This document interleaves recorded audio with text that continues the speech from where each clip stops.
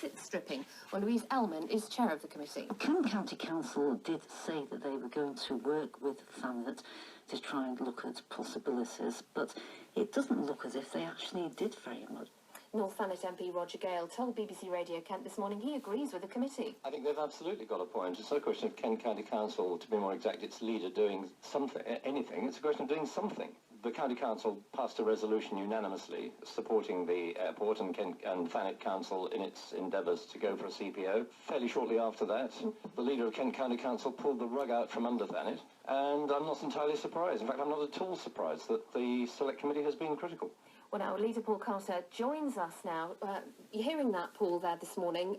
Roger Gale saying more should have been done, you should have been doing something. What's your reaction to what he said this morning? Well, I think Roger Gale is wrong. He doesn't know what conversations we at Kent County Council have had during the period from July last year, when we supported a motion that we would support Thanet District Council on the actions that they'd taken at that particular period in time.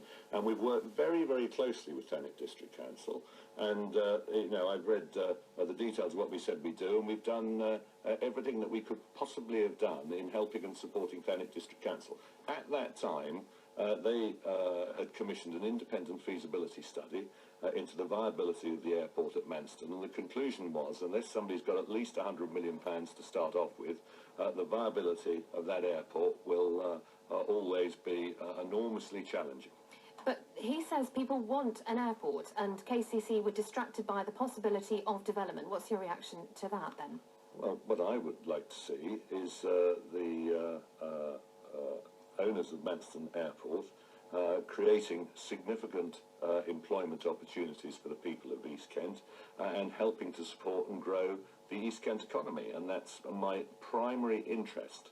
And we know with the new owners that they've got ambitious plans to invest significant sums of money to create commercially led development that will create thousands of jobs.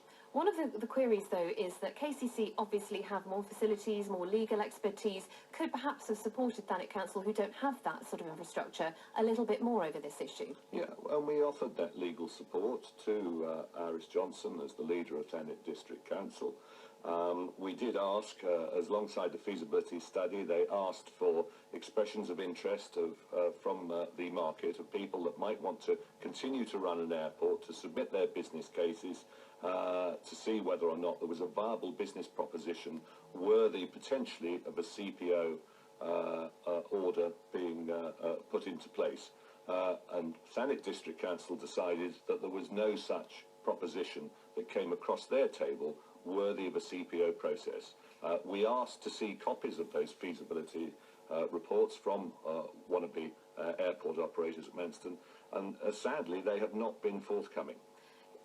Roger Gale says that people want an airport. They love the airport. They're absolutely gutted the airport's gone. What do you say to those people who are genuinely upset and worried about the changes there?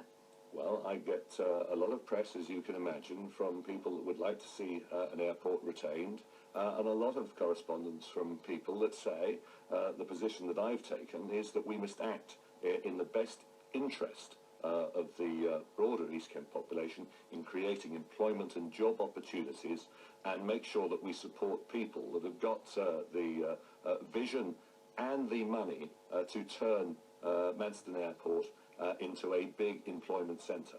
I've nothing against continuing an airport at Manston, provided the people that are investing in the airport have got the capacity to do really exciting things and keep grow employment opportunities there. But the track record, as I've said before, is pretty dismal. Since Wiggins took over the airport, millions and millions and millions of pounds have been lost. We, Kent County Council, have invested over £600,000 of council taxpayers' money supporting the past owners, and that money has not created a viable business at Manston, and that's telling you something.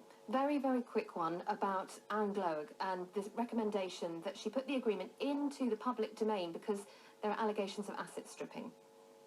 Should that happen?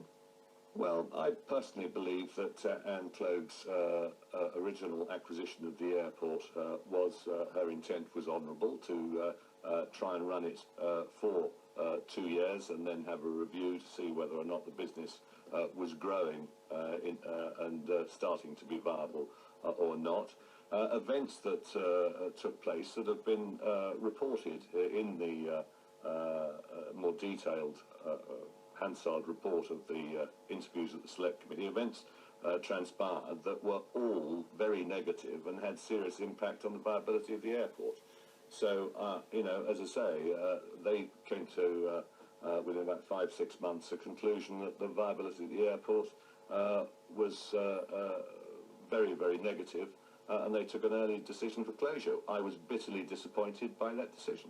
OK, well, Paul Carter, leader of Kent County Council, who joined us there a short time ago, thank you very much indeed for your time. Ian Collins is here at 9 o'clock with a big phone in, talking health this morning. Yes, good morning.